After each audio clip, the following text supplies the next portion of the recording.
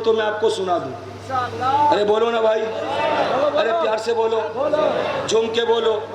अब यही बंदा, ओ बंदा,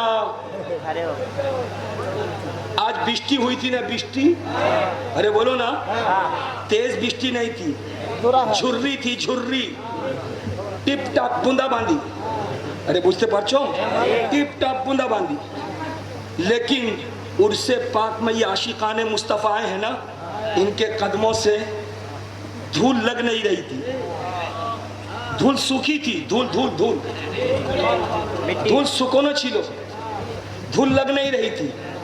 तो धूल ने अर्ज किया है बादल, रोज तो तू आता है, आज आना, क्या होगा? तुमको मालूम है ना, अमीने शरीयत के आशिक आए हैं, हसनुज़्ज़मा के दीवाने आए हैं, नबी के गुलाम आए हैं, तो मैं क्या करूं? का थोड़ा सा आके बरसा के चला जाना, फायदा कि हम गीले हो जाएंगे, और जब गीले हो जाएंगे ना तो आशिक मुस्तफ़ा के तलवे का बोझा ले लेंगे। अरे झूम के बोलो, आशिक मुस्तफ़ा के तलवे का बोझा ले लेंगे।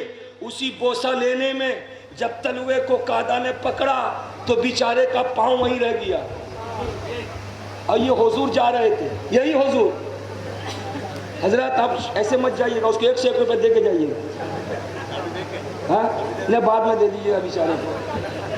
अरे समझ बात आ रही है? यही हुजूर जा रहे थे, देखा कि बेचारा का पांव ऐसे फंसा हुआ, अरे क्यों ना, का हुजूर छाड़छे ना, हुजूर छाड़छे ना।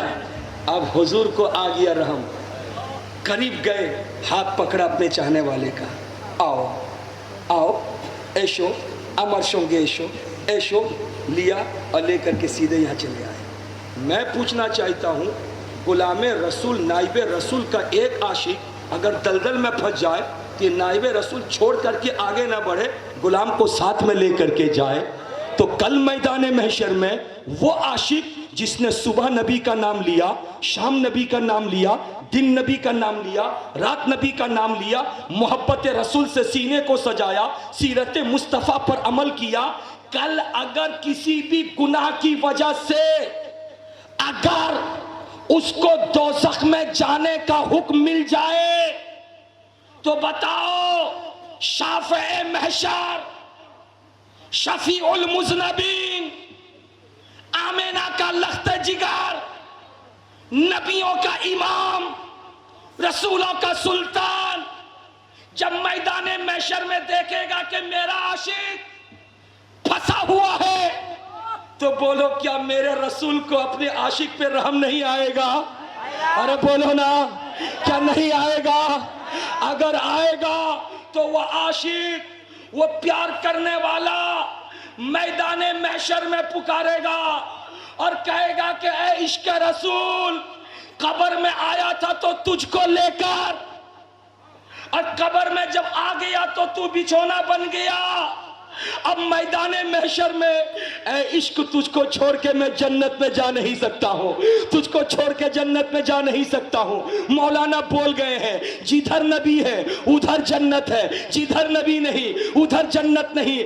अब आशिक पुकारेगा, किसको पुकारेगा? इश्क को पुकारेगा। किसको बुलाएगा? मोहब्बत को बुलाएगा और कहेगा, ऐ इश्क तेरे सदके, ऐ इश्क तेरे सदके, जलने से छूटे सस्ते, जो आग बुझा देगी वो आग लगाई है। सुनते हैं कि महशर में सिर्फ उनकी रसाई है, गर उनकी रसाई है, लो जब तो बन आई है। प्यार से बोलो, झूम के। ये बहुत बड़ी खुशी की बात है कि आज उर्से पाक में आप आए और अपने इश्क का मुजाहिरा आपने किया। अब यहाँ पे ठहर के इजाजत दो तो और एक बात मैं बताऊं आपको। अरे बोलो ना भाई, प्यार से। हुजूर आपके दादा का उर्स है, ये कौन सा उर्स है दादा का? कितने साल का? बोलो 50। और अब्बा के उर्स को भी शामिल किया आपने? अब्बा का उर्स भी है, वो कितने साल का है? तो कितना हुआ टोटल? अरे बोलो ना, प्यार से बोलो। 50 और 13 63। अरे बोलो ना, जिस नबी का कलमा तुम पढ़ते हो वो नबी मक्का और मदीना की ज़मीन पर जब कदम रंजा फरमा रहे थे तो उनकी उम्र शरीफ कितने साल की थी? एक बार से बोलो, झूम के बोलो, पीछे वाले बोलो। गोया के 2019 का जो उर्स हो रहा है ये खास उर्स है। अरे बोल दो ना भाई, ये खास उर्स है। हजरात नबी की जमीन पर जाहिरी जिंदगी 63 बरस, जिस जिंदगी में सहाबा ने माथे की आंखों से देखा, जिस जिंदगी में कुरान पाक उतारा गया, वो भी 63 ईयर्स। और आज सरकार हसनुज़्ज़मा और सरकार अमीन शरीयत दोनों को मिला करके भी 63 बरस। ऐ मुस्तफ़ा, मैं जानता हूं तुम्हें 63 बहुत पसंद है। अरे बोलो ना, 63 तुम्हें बहुत पसंद है। नबी, अगर तुम किसी को पसंद न करो तो खुदा भी पसंद न फरमाए। नबी, तुमने अबू जहल को पसंद नहीं किया तो खुदा ने भी पसंद नहीं किया। तुमने अबू लहब को पसंद नहीं किया तो खुदा ने भी पसंद नहीं किया। लेकिन मुस्तफ़ा, तुमने सिद्दीक को पसंद कर लिया तो खुदा ने भी उनको पसंद किया है। तुमने उमर को पसंद किया है तो खुदा ने भी पसंद फरमा लिया है। तुमने उस्मान और अली को पसंद किया है तो खुदा ने भी पसंद फरमा लिया है। तुमने अबू जर गफ्फारी और अब्दुल रहमान को पसंद किया है तो खुदा ने भी पसंद फरमा लिया है। तुमने अब्दुल कादिर और मोइनुद्दीन को पसंद फरमाया है तो खुदा ने भी पसंद फरमा लिया है। ऐ मेरे मुस्तफ़ा, ऐ हसनैन के नाना, ऐ फातिमा के अब्बा, तुम बड़े करीम हो मुस्तफ़ा, तुम बड़े रहीम हो मुस्तफ़ा, तुम बड़े रऊफ हो मुस्तफ़ा।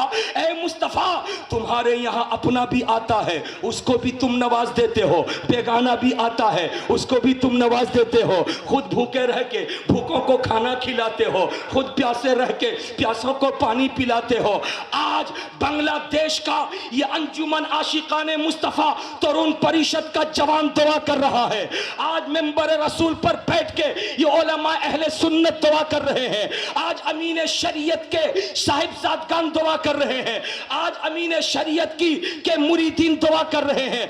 आज यहाँ का पूरा मजमा दुआ कर रहा है कि हर उर्स मनाया जाता है, उर्स कबूल हो या ना हो, लोग इकट्ठा हो गए, खाया पिया खत्म किया, लेकिन ये उर्स वैसा नहीं है। इस उर्स की बुनियाद अच्छी नीयत से रखी गई है। अगर कबूल ना हो तो ऐसे उर्स से कोई फायदा नहीं। मुस्तफा, तुम्हारी बारगाह में दुआ है, तुमने 63 को पसंद किया, आज भी ये उर्स है, बाप और बेटे का 63वां उर्स है।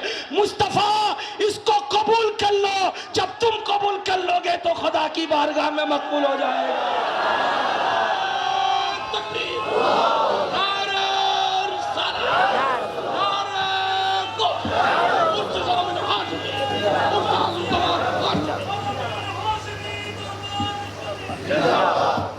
प्यार से बोलो सुभान अल्लाह। कोताड़ा बुझते पारचेन, अरे भाई बोलो ना, हाथों को लहरा के बोलो या रसूल अल्लाह, झूम के बोलो माशा अल्लाह। हजरात, आप लोग डर तो नहीं रहे हैं कि ये लगा दिया गया, क्या बोलते हैं इसको, प्रोजेक्ट क्या कहते हैं बाबू, की बोला जाए, प्रोजेक्टर। अब प्रोजेक्टर कहाँ लगाया? लेडीज कंपाउंडमेंट में। अरे बोलो ना जी, हाँ प्रोजेक्ट, पता नहीं भाई, हमको नहीं मालूम कहाँ लगाया। लेडीज कंपार्टमेंट में। और लेडीज में कोई जेंट्स तो है नहीं। आपके घर की बहू बेटी, मेरे घर की बहू बेटी, इनके घर की बहू बेटी होगी। अरे बोलो ना जी। इसीलिए कुछ लोग डर डर के हाथ उठा रहे हैं कि देखे नहीं बे तो घोरे जाबार पर की बोलबे। अरे बोलो ना, डर लग रहा है कि आपको? नहीं बोलोगे तो डरते डरते बोलोगे, नहीं तो मैं क्या समझूंगा। आज के दौर में हजरत किसी से नहीं डरेगा, न डाकू से, न चोर से, न उस्ताद से, न इमाम से, न पीर से। डरेगा तो बीवी से डरेगा, बीवी से डरेगा। हर जगह वो अपना सुना देगा, हम ऐसा किया, हम वैसा किया, हम वैसा किया, हम वैसा किया। अब बीवी के सामने, हाँ हम किया ऐसा। अरे बोलो ना हुजूर, ठीक बोलছি तो। अबे तुम बोलो या ना बोलो, मौलाना साहब बोल रहे हैं, समझे कि नहीं? कहीं नहीं डरेगा मगर बीवी के सामने डरेगा। तो आप डर रहे हो क्या? अरे बोलो ना, एक ही जगह है जहां पे डर लगता है और डर से बेचारा जायज काम भी नहीं करता है। आपके बारे में, मेरे बारे में, इनके बारे में, उनके बारे में मशहूर है कि सलाम जो है, सलाम सुन्नत रसूल है, सबको करना चाहिए। ये सबको सलाम करेगा, बीवी को नहीं करेगा, बीवी को नहीं करेगा। काहे? डर लगता उसको। मौलाना साहब ने तकरीर किया कि भाइयों, उस्ताद को सलाम करते हो, हाँ करते हैं, इमाम को करते हो, हाँ करते हैं, पीर को करते हो, हाँ करते हैं, बीवी को का लज्जा लागछे। लज्जा को खत्म करो। प्यारे नबी का तरीका था कि मुस्तफ़ा जब अपने खाने में दाखिल होते थे, हजरत आयशा सिद्दीका को मुस्तफ़ा सलाम करते थे और इरशाद फरमाते अस्सलामु अलैकुम व रहमतुल्लाह। बंदा जो है तकरीर सुन करके उठा, ये सोच करके आज छाड़बो ना, आज बाड़ी गिए सलाम दोबो। जा करके बेल बजाया, ट्रिंग ट्रिंग ट्रिंग ट्रिंग। अब बीवी ने रात के 2 बजे दरवाज़ा खोला, जैसे खोला, ये तैयारी में था, दाखिल हुआ, बोला अस्सलामु अलैकुम। जैसे कहा अस्सलामु अलैकुम, ये क्यों नहीं मारा? 18 बरस हो गया, कभी सलाम नहीं किया, आज सलाम कर रहे। 18 साल हो गया, कभी सलाम नहीं किया, आज सलाम कर रहे। हजरात, ये हमारे और आपका मामला है कि हम और आप डरते हैं। डरो नहीं, इश्के रसूल की चाशनी अगर चाहते हो तो जहां डरना है वो खुदा की बारगाह है। झूम के बोलो, मचल के बोलो। जो खुदा की बारगाह में डर गया वो अब्दुल कादिर था तो गौसे आजम बन गया। जो खुदा से डर गया वो मोइनुद्दीन था तो गरीबे नवाज बन गया। जो खुदा से डर गया वो अहमद रजा था, आला हजरत बन गया। जो खुदा से डर गया वो अजीजुल हक था, शेरे बंगला बन गया। जो खुदा से डर गया वो अमीनुल इस्लाम था, फकीह बांग्लादेश बन गया। जो खुदा से डर गया वो अहसनुल जमा था, सुल्तानुल वाइजीन बन गया। अगर तुम भी खुदा से डरोगे, मुस्तफा से प्यार करोगे तो तुम कुछ बन सको या न बन सको, तुम सच्चे मुस्तफा के गुलाम बन जाओगे, मोमिन कामिल बन जाओगे। मुस्तफा के इश्क के साचे में जो कदम आगे बढ़ा के खुदा से डरता है वो नबी कौनो मका सल्लल्लाहु अलैहि वसल्लम का आशिक बन जाता है। और जो आशिक बन जाता है, कब्र भी उसका इस्तकबाल करती है, हश्र भी इसका इस्तकबाल होता है। यार से बोलो सुभान अल्लाह।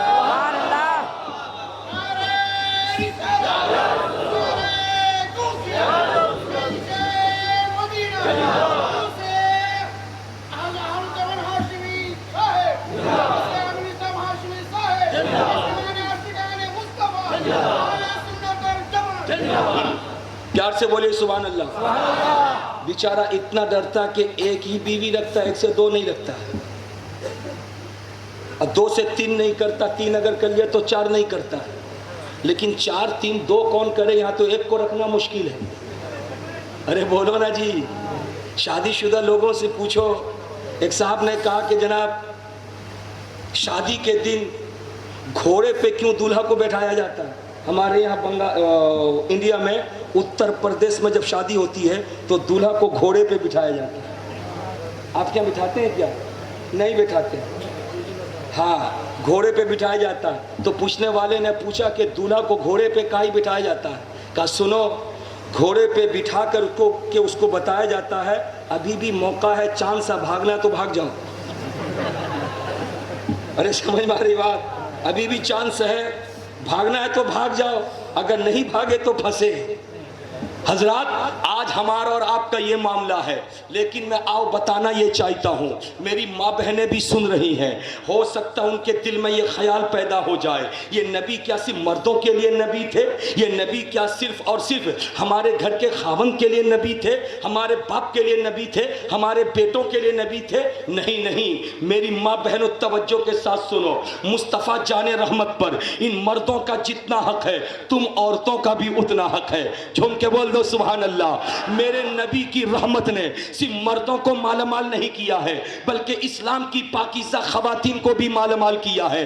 अगर पाकीज़ा खवातीन को नबी ने मालामाल न किया होता तो फातिमा के बतन से ये हुसैन आज़म कैसे पैदा होते?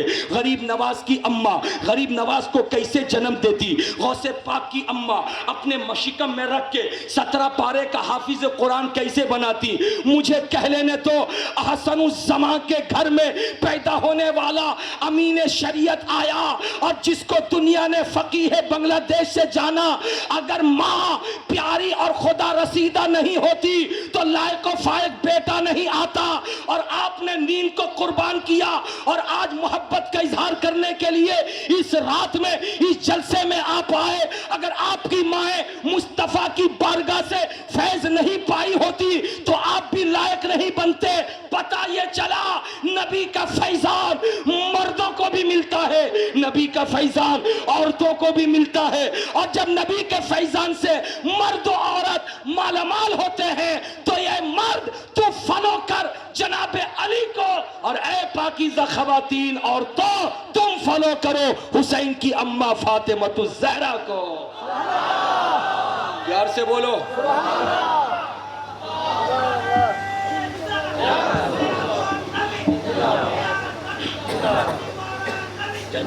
बताना मैं आपको ये चाह रहा हूं, किसी इंग्लो इंडियन ने सवाल किया था हजरत कि 1400 साल पौने 1400 साल हो गया हुसैन को दुनिया में आए हुए, आज तक उसी हुसैन का तब तुम नाम ले रहे हो, दूसरा हुसैन दुनिया में नहीं आया। मैंने कहा नादान, अबे हुसैन दूसरा आया कि नहीं आया वो बाद में, पहले हुसैन की अम्मा फातिमा की तरह दूसरी अम्मा ले आ। अरे बोलो, प्यार से बोलो। अगर हुसैन की अम्मा फातिमा की तरह दूसरी फातिमा नहीं तो फिर हुसैन की तरह दूसरा बेटा नहीं। झूम के बोलो ना, दूसरा बेटा नहीं। अच्छे बेटे के लिए अच्छी अम्मा का होना जरूरी है, अच्छे शहजादे के लिए अच्छे अब्बा का होना जरूरी है। हुजूर अहसनुज़्ज़मा कितने अच्छे अब्बा थे, हुजूर अहसनुज़्ज़मा कितने सोने अब्बा थे, हुजूर अहसनुज़्ज़मा कितने प्यारे अब्बा थे कि बचपने के आलम में बाप जब प्यार करता है बेटे को तो बेटा नाजायज करे फिर भी बाप बोलता है ठीक है, बेटा जायज काम करे फिर भी बाप बोलता है ठीक है, बेटा नमाज छोड़े बाप बोलता है ठीक है, बेटा नमाज पढ़े बाप बोलता है ठीक है, बेटा रात के 12 बजे तक चौराहे पर बैठकर गुफ्तगू करता रहे दोस्तों के साथ में बाप कहे ठीक है, बेटा 10 बजे रात में घर आ जाए बाप बोले ठीक है। यानी आज हम और आप अपने बेटों के काम में बिल्कुल इतना मुनहमिक हो गए, बेटा जो करे सब ठीक है। यही वजह है हमारे लड़के हमारे कंट्रोल से बाहर हो गए। लेकिन अल्हम्दुलिल्लाह अहसनुज़्ज़मा ने भी इसी गली के अंदर, इसी घर में, इसी काशाने में, इसी घर के अंदर जब बच्चों की परवरिश किया है तो बेटा पैदा होने वाला अमीनुल इस्लाम बन के जब आया है तो सुबह भी अगर फजर की नमाज पढ़ते हैं तो अमीनुल इस्लाम को साथ लेकर, जोहर की नमाज पढ़ते हैं अमीनुल इस्लाम को साथ लेकर, असर मगरिब इशा पढ़ते हैं अमीनुल इस्लाम को साथ लेकर। नाबालगी की पीरियड में एक बाप जब बच्चे को नमाज पढ़ना सिखाता है तो वो बच्चा बालिग होने के बाद नमाज पढ़ने का खुद वो आदी बन जाया करता है। एक बाप जब कुरान की तिलावत करता है तो बेटे को साथ में बिठाता है, बेटा अगर पढ़ना नहीं आता तो सुनो। जब बेटा 1 से लेकर 2 दिन, 2 से लेकर 3 दिन, 3 दिन से लेकर 5 दिन तक सुनेगा तो हाथ जोड़ के कहेगा बाबा मुझे भी पढ़ना सिखा दो ना, मुझे भी पढ़ना सिखा दो ना। सुन लो, जिसके घर में बुनियादी तालीम अच्छी होती है